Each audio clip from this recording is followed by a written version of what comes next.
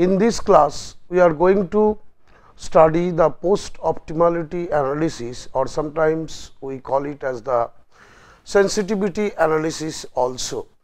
If you see, your post optimality analysis is the study of changes in optimal solution due to changes in LPP parameters. The parameters mostly are AI, BI, AIJ, BI or CJ, which is called post optimality analysis or sensitivity analysis.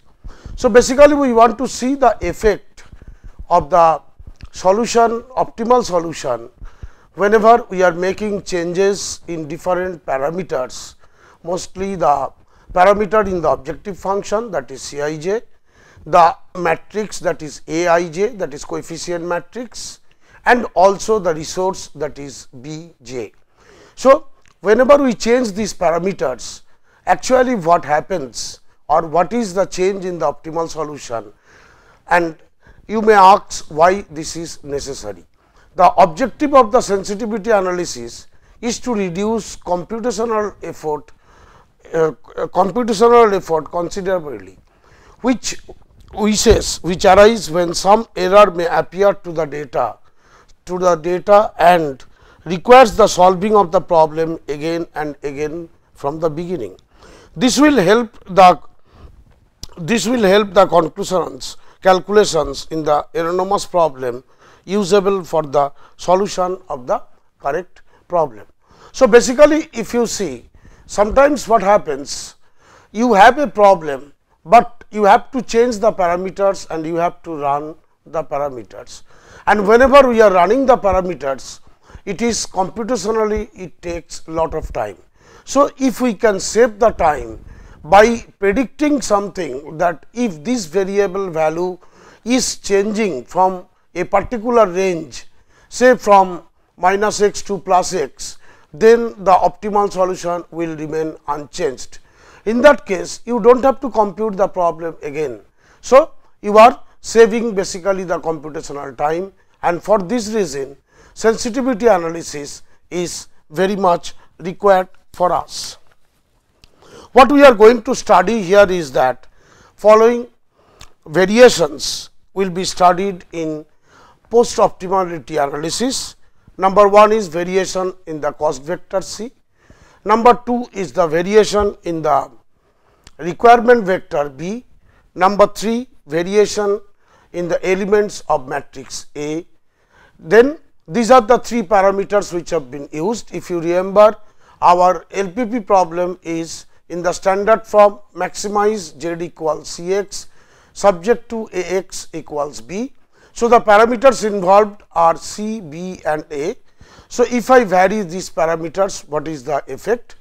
Number 4 is addition or deletion of a new variable, means I can add a new variable or I can delete a variable, what will be the effect, and addition of a new constraint or deletion of a new constraint. So, we will study these things in this particular course. What is the effect of these variations? The effects, we say that the optimal solution remains unchanged, that is, your optimal solution will not change at all. The basic variables and their value will remain unchanged, and if we vary, second point is basic variables remain the same, but their value may be changed, that is, in the final basis whatever variables you got, after variation of the parameter, the basis variable will remain same, but their value may change. And number third point is the basic solution may change entirely, that is, you may get a new solution at together. So, these are the variations which you may get in your computation, that is, number 1 is your optimal solution may remain unchanged, and whereas the basic variables and their values also will remain unchanged. Your basic variable values may change, although the basis will remain as it is, and the entire solution may change. So, let us see the first one, that is variation in the cost vector C. Variation in cost vector C, and as you know, your cost vector is associated with the objective function. That is, if I write down in standard form, the LPP maximize Z equals Cx subject to Ax equals B and x greater than equals 0, the non-negativity condition. Now, suppose the parameter C is changed to by delta C. Delta C equals, that is, the change in the vector C, we are telling that there will be a change of delta C, which you can write down delta C1, delta C2, like this way, delta Cn. So, the kth component you consider, just let us take only one component. So, if I take kth component of the modified cost vector, I can write down kth component of the modified cost vector Ck star, I am denoting it. Old value was Ck, new value is Ck star plus del Ck. So, your old value Ck has been changed to Ck star, where the new value Ck star is equals to Ck plus delta Ck. Now, what is the basic solution? Basic solution of your problem is xb equals b inverse b, which is fixed. So, if you see this solution b inverse b, which is independent of the cost vector C, which is independent of the cost vector C. So, from here this implies that the xb will remain unchanged, xb will remain unchanged, that is, current solution whatever is there, that will remain the basic solution. Is it clear? I have changed the C vector, the kth component of C vector by Ck plus delta Ck, but we know the basic solution is xb equals b inverse b, which is independent of the vector C. Therefore, xb will remain unchanged, that is, the old solution will be the solution after the change from Ck to Ck plus delta Ck. So, if I make any variation in the cost vector or in the cost vector of the objective function C, then the basic solution will also remain unchanged. And also you know it, Zk minus Ck, this is equals Cb into Yk.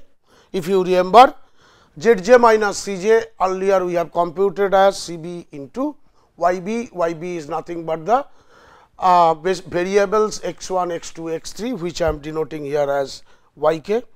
So, since this Zk minus Ck value is dependent on Cb, therefore, optimality criteria may change. Please note that optimality criteria may change, may not change. So, two conditions may arise. One is if your Ck does not belongs to Cb, this is one condition. Ck may not be belongs to Cb at all. In that case, optimal solution will remain unchanged, optimal solution will remain unchanged. So, if Ck does not belongs to Cb, so it is not affecting the values. So, optimal solution will remain unchanged. And number 2 is, if your number 2 is, if Ck belongs to Cb, and if this is true, maximization of minus of Zj minus Cj divided by Yrj, which is greater than 0, less than equals delta Ck less than equals minimum of minus delta j minus Cj divided by y r j, where y r j may be less than 0. Then if your delta C k value lies in this particular range, maximum of this and minimum of this one, in that case the optimal cost Z star will be improved, and so optimal cost will be improved, and how much it will improve? It will be improved as delta C k into x k, because your cost has increased here by delta C k. That means, you will get more cost or more profit, and what is the extra amount? Extra amount is delta C k into x k. So, let us begin, start from the beginning. Whenever we have a change in the cost parameter, that is C, in that case there will be, since from here x b equals b inverse b, which is independent of C. So, there will be no change in the optimal solution, although Z k minus C k, since this is equals C b into y k, this is equals to C b into y k. So, in that case optimal solution may change, whereas because here two cases may arise, C k does not belongs to C b, in that case optimal solution will remain unchanged, whereas if C k belongs to C b, in that case C k belongs to C b, and if this is true, delta C k lies between maximum of this value and minimum of this, then the optimal cost Z star will be improved by the quantity delta C k into x k. So, basically the feasible solution will not change at all whenever you are changing the value of the cost parameter C, but if you change the cost parameter C, then it may happen that your optimal cost may improve, and what is the improved quantity? Improved quantity will be delta C k into x k. Now, let us go to the next one, that is number 2 is variation in requirement vector.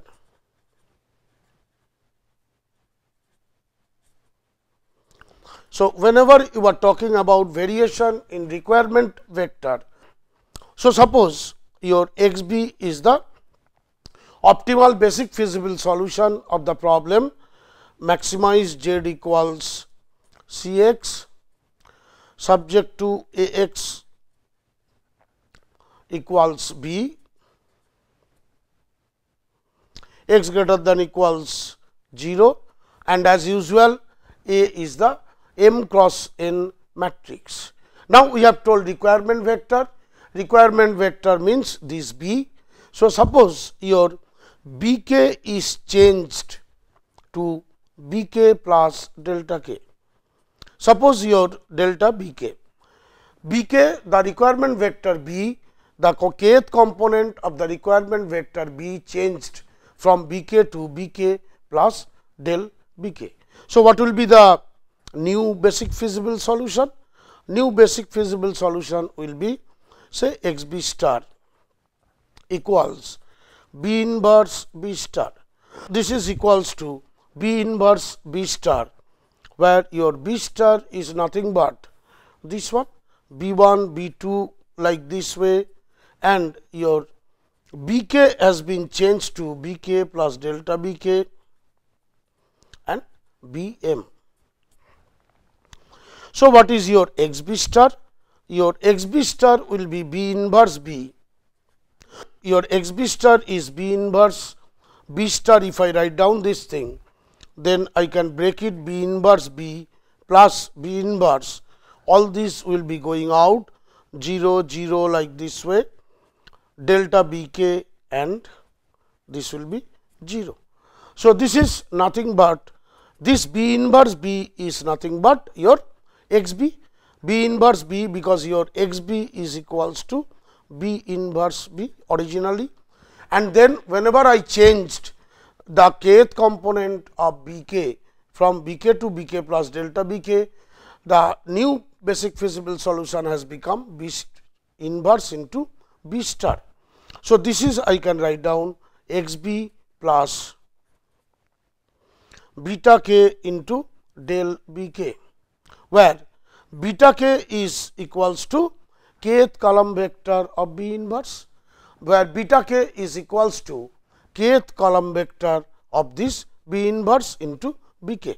So, please note this, beta k is the kth column vector of B inverse, and we can write it in the other way also. So, therefore, I can write down x b I star, this is equals to x b I. Now, I am generalizing it. So, beta I k into delta b k, where your beta I k will be the I comma kth element, of B inverse, where beta I k is the I comma kth element of beta inverse. Now, let us check the feasibility of this new solution. Feasibility means your x b I star should be greater than equals 0 for all I equals 1 to m.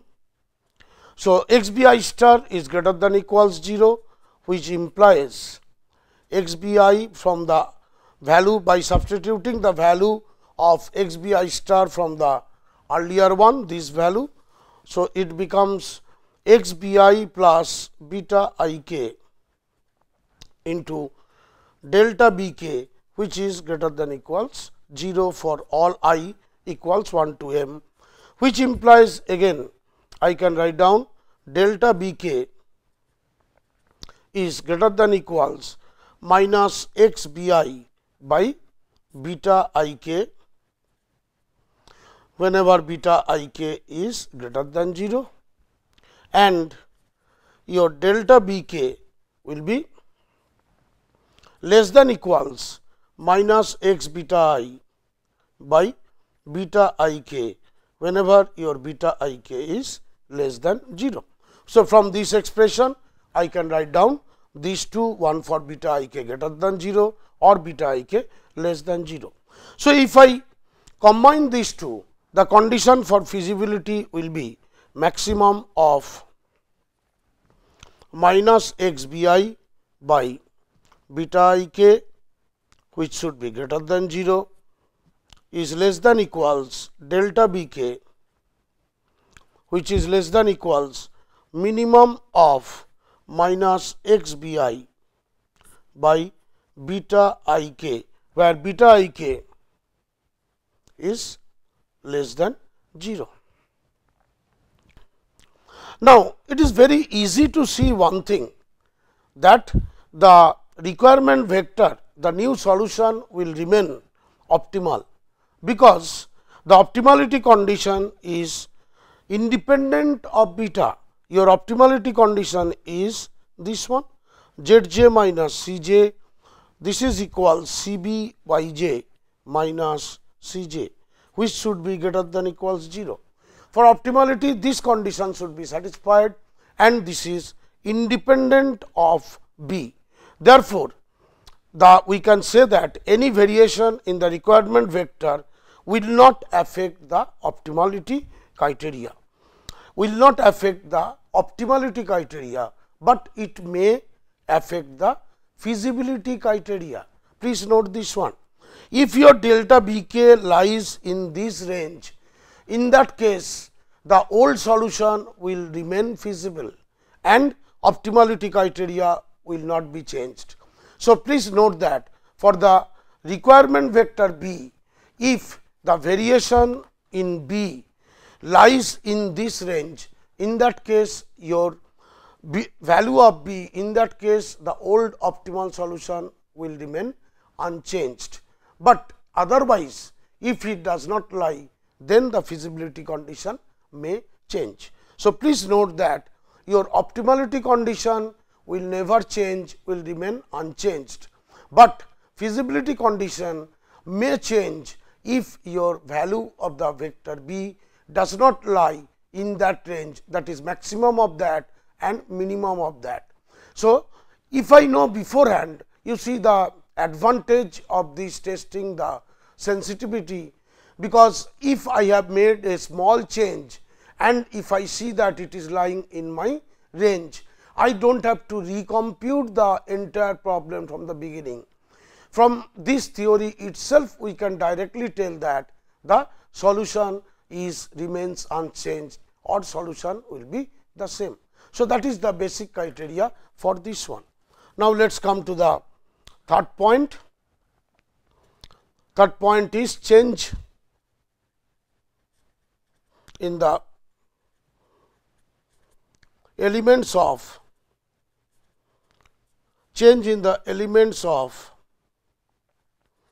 coefficient matrix A. Other two, first one we have done change in the vector C, then we have done the change in the vector requirement vector B. Now, we want to say the effect of making changes or variation in the coefficient vector A. So, again we are assuming that x b is the optimal basic feasible solution of the problem, maximize z equals c x subject to a x equals b, x is greater than equals 0, where A is basically m cross n matrix. So, initially x b is the optimal solution of this problem. Now, suppose one element of A, say A r k, is changed to A r k plus delta A r k. A r k is changed to A r k plus delta A r k. Then the modified vector A k star can be written as this one, A 1 k, A 2 k, like this way, A r k plus delta A r k, like this way, A m k. This is the modified vector. Again, two cases may arise, that is your A k does not belongs to B or A k belongs to capital B. Your capital B is nothing but this matrix A B, your capital B is nothing but this one. So, case 1 where A k does not belongs to capital B. If A k does not belongs to capital B and your x b equals B inverse B, then optimal values of the variables will remain unchanged, because it is B inverse B and your A k does not belongs to this B. So, that means it is not affecting, therefore, the optimal values of the variables will remain unchanged. Now, let us see z k star. What is z k star? Z k star is C b into y k star, and this is equal C b into y b is nothing but B inverse into this one, B inverse into A k star. So, this equals I can write down C b B inverse into A k star is this one. So, from here I can, using earlier deduction, I can write it C b B inverse A k plus C b B inverse into, just like earlier one, 0 0 like this way, delta A r k like this way 0, and C b B inverse A k, this is nothing but the kth value of the z. So, this is z k plus C b into beta k into delta A r k, where again beta k is the kth column vector of B inverse. So, beta k is the kth column vector of B inverse after multiplication. So, this we are writing that your z k star is after changed, it is becoming z k plus C b into beta k into delta A r k. Now, for optimality, your z k minus C k should be greater than equals 0, we know it. For optimality, z k minus C k is greater than equals 0. So, this implies that z k plus C b into beta k delta A r k minus C k, this is greater than equals 0, or from here I can say delta A r k is greater than equals minus z k minus C k